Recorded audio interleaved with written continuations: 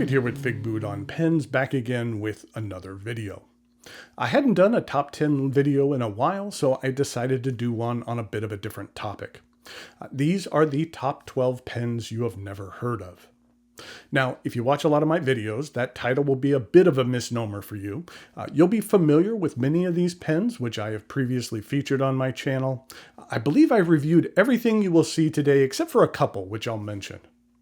The main goal of this video is to have a top 12 list of pens in my collection which are not from well-known manufacturers.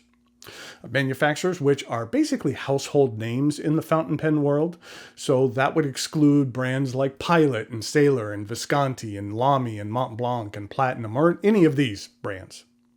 Where I drew the line in regard to who was a major well-known manufacturer is rather vague. There was no overt criteria, just my opinion if a company was prominent enough to be excluded. The purpose of this list was to help expose folks, especially those who might be newer to the hobby, to the fact that while prominent manufacturers produce some great pens, there are smaller manufacturers and individual artisans who do amazing work as well. And in my opinion, discovering a quality smaller manufacturer is a lot more exciting than hearing about a new release from a major brand. So, coming up with a concise name for this video was a bit tough. Top 12 pens from lesser known brands, top 12 small company pens, nothing really grabbed me, so I went with what I did. Why is it a top 12 as opposed to a top 10? Basically, I couldn't decide which two to exclude from the list, so you get a top 12, as well as a couple of honorable mentions. Also, in the notes below, I will give you links to where you could potentially find these pens.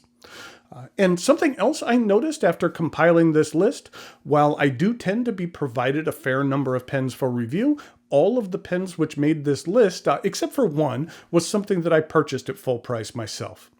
So, obviously, I have been pleased with each of these purchases. In order to take a look at these pens that made the cut, please join me over here at camera 2. To begin with, I have a couple of honorable mentions. The reason these are only honorable mentions is because they are from companies who unfortunately are no longer manufacturing pens, at least for now. First up, I have two pens from Monty Winfield. Monty Winfield is the name of the brand, not the gentleman behind the brand. That would be Jeremiah Hackett. Monty and Winfield were the name of two of his dogs. This model is the Micarta. And this model here is the Highwater. The quality of these pens is outstanding. The cap here is made from hand-spun carbon fiber, and the barrel is micarta.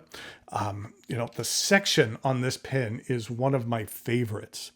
The way this section has been roughed up provides a very interesting look, as well as the functionality of providing a solid grip on this metal section.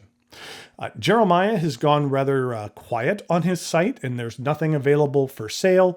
Hopefully he gets back to making pens in the future, because both of these pens are outstanding and two of my favorites in my collection. Okay, next up is a pen which I have never reviewed, and that is the DeNoble Blue Phantom. I love the size of this pen. It looks a lot like a thinner version of the Sailor King of Pen. It was never reviewed because shortly after I received the pen, the company ceased production. They were based out of the European country of Moldova and headed by a gentleman by the name of Victor Turnikow. And due to some political turmoil in the area, Victor felt he could not continue with his pen-making venture. He has since moved to the US, and I hope at some point he takes back up pen-making, because I really care for this one a great deal. It fits really nice in the hand. I really like the size of it. And like I said, it's kind of like a thinner version of the Sailor King of Pen. Okay, on to the 12 pens that made the cut. These are in no particular order. First up, we have a pen that almost needed to be included in the honorable mentions because the maker had stopped making pens for a while to focus on some other projects, but they recently began some limited production of some fountain pens, and that maker is Matthew Martin, and my favorite pen of his is this OG Chonk. This is a large, hefty titanium pen. The barrel and the cap have a really nice flame treatment, which brings out some subtle muted colors. The precision manufacturing on this pen is outstanding. I absolutely love this really thick section with its spiral groove. If I ever do a video on my favorite sections, this pen will definitely make the cut. Next up, we have a pen from a company based in the Philippines, and that would be Kasama. I have two of their models here. The larger one is called the Una, and the smaller one is the Tala. Essentially, they're the same design, but one is just larger than the other. For the sake of this list, let's stick to the Una, which is my personal favorite of the two. This is such a unique pen. First of all, it's made from Ultem, which is not found that often in fountain pens. It is extremely durable, and I like the translucency of the material as well. The section is very distinct. It does really force your grip into a specific point, so it's not that accommodating for a variety of grip styles. The section itself is very long. The barrel threads are all the way back here, and the converter really sits deep in there. It's very lightweight, but it's extremely durable and it's distinct. I really like pens that are easily identifiable, even without seeing the logo on the nib or the top of the cap. There are so many artisan makers making pens out there that have very similar looks. I love it when a company really provides something unique and different that looks great and performs nicely as well. The best place to find these pens is either through the Kasama Instagram page, or Mark Bacchus occasionally receives a batch to sell on his nib grinder site. He typically announces those batches on Instagram as well. Next up, we have another pen that has been in my collection for several years and I have yet to review, and that would be the Live in You Shiyu. That's Shiyu as in S-H-I-Y-O-U. And yes, the name of the brand is Live in You, or sometimes it's abbreviated L-I-Y. What drew me to this pen was this incredible resin. I'd never seen anything like this colorful ribboning pattern before. It was funny because a few years back I saw in an Instagram post for Straight's pen that they had one of these pens for sale. They were at the San Francisco show and had it on display. I wasn't going to be at the San Francisco show that year, but I messaged them and purchased the pen. But they wanted to hold on to it until after the show. They had tons of people during the show come up to their table and want to purchase the pen, but it was already sold. Later on, when I showed it off to some of my friends who were at the show, they were mildly upset because I was able to snag a desirable pen from the show, even though I wasn't there. I was 3,000 miles away. You might be able to find this pen through some Asian-based retailers, but I don't believe anyone in the US is carrying this brand. But it looks fantastic, and I believe it's priced just under $100 as well, so it's very reasonably priced. Next up, I have something I feel is pretty special. When I'm attending a pen show, I typically don't have that much in the way of a shopping list. If anyone asks, I tell folks that what I'm looking for is something that I don't even know exists. I want to make that discovery. And this company was just that, something I discovered at the DC Pen Show a couple of years ago. And that is these two pens from Pen 18111. When I saw these at Yoshi's table, he's the gentleman behind these beautiful pens, I instantly knew that I needed to have one. And I really debated between these two for a while. This is the pink Sakura. Sakura means cherry blossom in Japanese. And this is the night sky Sakura with the bright golden moon. I'll go into more detail, or I do go into more detail in my review of the Night Sky Sakura, but essentially Yoshi laser engraves each of these elements into the pen and then fills the hole with resin so that when it hardens, it is a solid piece. These elements here are not simply painted on, so this pattern will never wear off. And this roll stop is just stunning. It's clawing its way around the cap. It was a really tough decision, but at that first show, I purchased this Night Sky Sakura. But then the next year, I had to go back and pick up one of these pink models as well. I think they make for a very nice pair. Next on the list is a pen that caught my eye as soon as I saw it. It is the Rockstar Daydreamer. Rockstar is a brand based out of Wales who recently have a new print after their last prints received a promotion. This material is simply fantastic. It is a stabilized maple burl. Stabilized meaning that it has been dyed purple and infused with resin to make a kind of wood resin hybrid. The original model of this pen I saw had a tortoise shell section. I'm not the biggest fan of the tortoise shell look, so when I ordered this custom pen, I asked Ash, the gentleman behind the brand, to substitute a purple section, which I feel matches the rest of the look and feel of this pen. Every pen maker I've shown this pen to has been impressed that the cap has inner resin threads.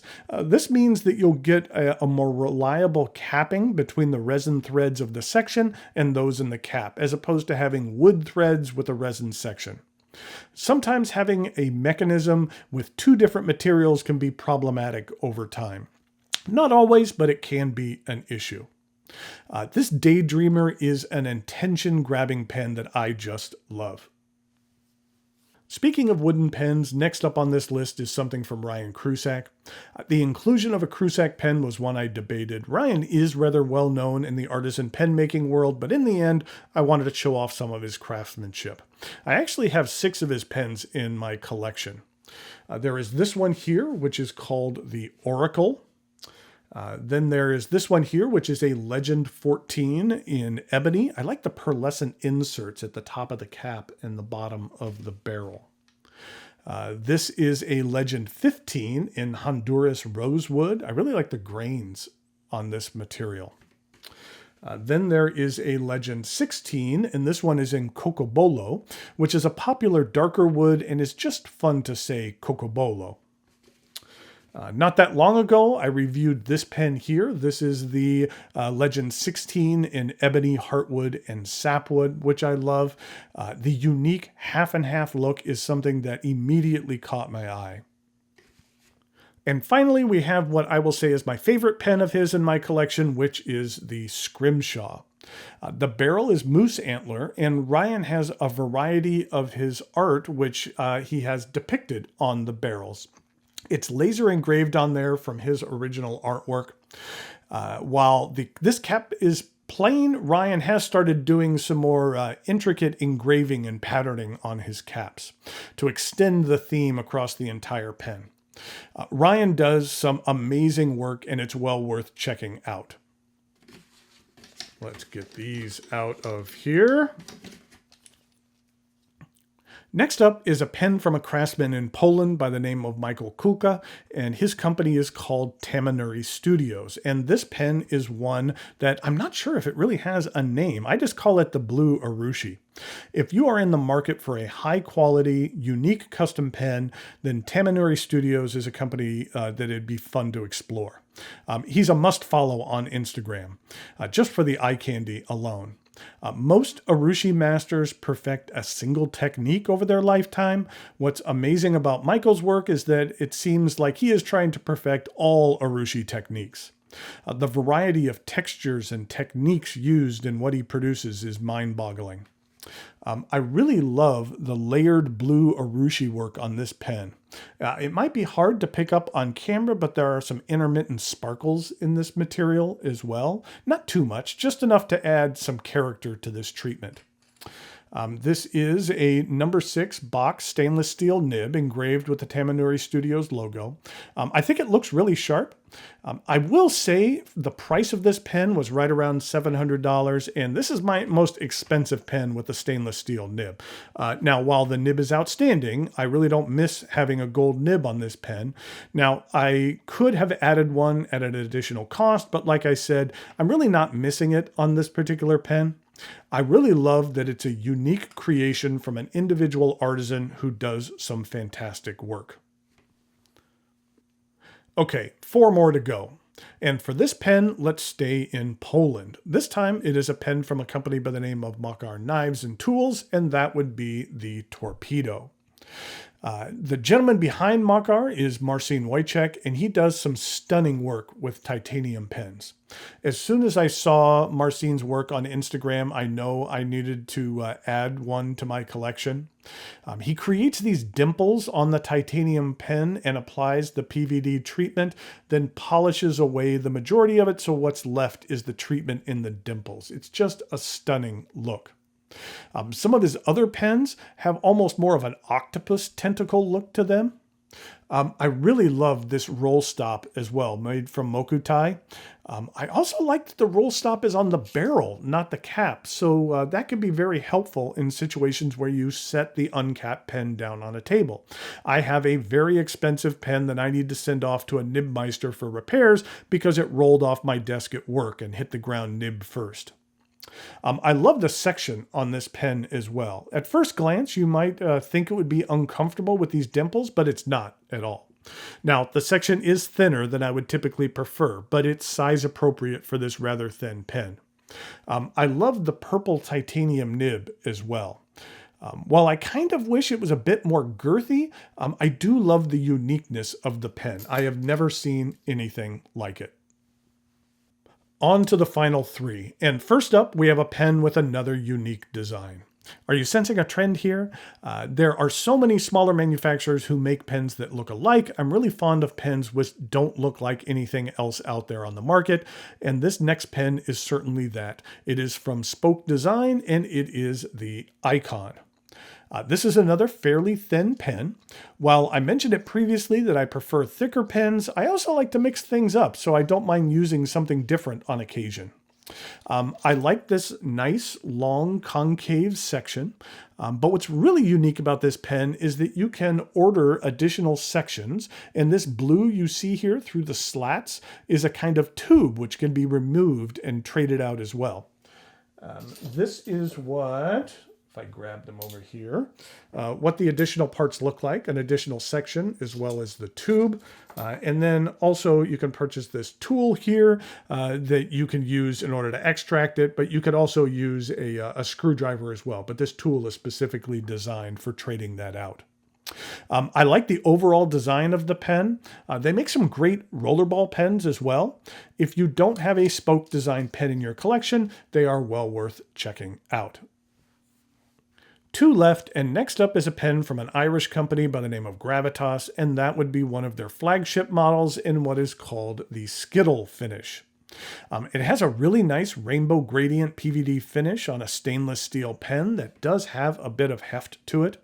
I like the weight and balance of the pen in my hand. When Ben Walsh, the man behind this brand, was designing these pens, he did find the ends to be rather sharp, so he has embedded a little silicone nitrate tip on each end, which really smooths out the tips. I really like that the gradient is also extended to the section. It's just a sharp looking pen.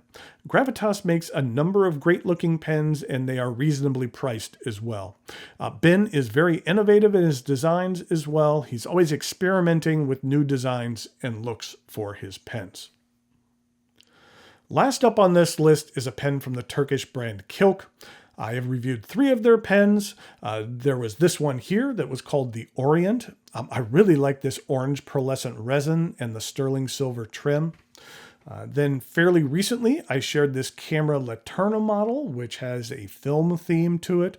It has one of my favorite finials I've ever seen. It's just so satisfying to spin this film reel. But the pen which made this list from KILK for me is the very first pen that I have seen from them, which was the Celestial. There is just so much I like about this pen. I like the deep purple pearlescent cap. The finial just looks cool as well. This sterling silver clip is great. It's nice and sturdy. Sometimes silver can be a bit soft and easy. It's easy to get a silver clip out of whack, but this one is really solid. I also love the intricate patterning on the band, and then this creamy white resin barrel. It's just an overall great looking pen. It feels very well in the hand, and it's just really well constructed and just very solid. KILK is one of my favorite discoveries over the last couple of years. Okay, so there you have my list of the top 12 pens you've never heard of. I hope that maybe you were exposed to some new brands and makers, and that you were able to make some new discoveries. I did notice after I compiled this list that there was a lot of international representation. Pens from 7 different companies made this list and honorable mentions. It's great to see companies from all around the world making great contributions to the fountain pen community. I mentioned it up top, but I have reviewed each of these pens shown in the video, except for a couple, which I mentioned. So if you would care to learn more about any of these, I will put the links to the reviews in the notes below.